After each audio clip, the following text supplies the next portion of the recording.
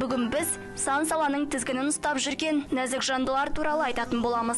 Тектіліктің жібін жалғаған қазақ арулары қашанда құрметке ие. Қазақтың дара қыздарының бірі ақын, жазушы, сазгер, әнші, педагог, заңгер, қоғам қайраткері, әлем халықтары жазушылар одағының мүшесі, облыстық мәслихат депутаты Үміт Битенова. Меркі ауданының тумасы, қарымды қаламгердің туындыларымен, өмір баянымен қалың көпшілік жіті таныс. Дара өнер иесі үшін де халықаралық әйелдер күні мерекесінің орны ерек.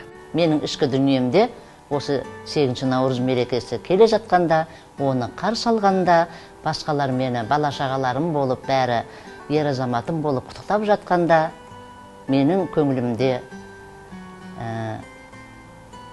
гүл бүр жарады, көктем бүр жарады.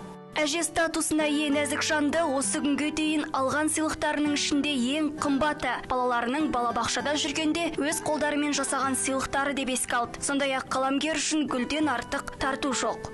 Жалпы қыз-келіншектер айтып жатады ғой, менің жұбайым маған алтын тақса, асыл ақық тастан сыйлықтар сыйласа деп жатады. Мен үшін ең үлкен сыйлық шынымен де гүл. Содан кейін қазір енді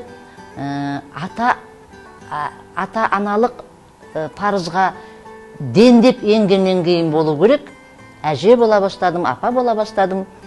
Бір тал гүлмен ыдыс-аяқ сыйласа, менің төбем көкке жетпей қалады. Ренжіте көрме анаңды деп жырлаған ақын анасын былай деп еске алады.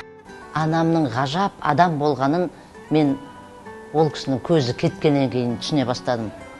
Ол кісі өзі 66 жасында тез ауырды да бақи дүниеге аттанып кетті. Мен ол кезде 40 жасымда едім, балалы шағалымын. Мен бірақ нағыз жетімдікті сол кезде түсіндім. Әлемде жоқ, менің анам әлемде жоқ.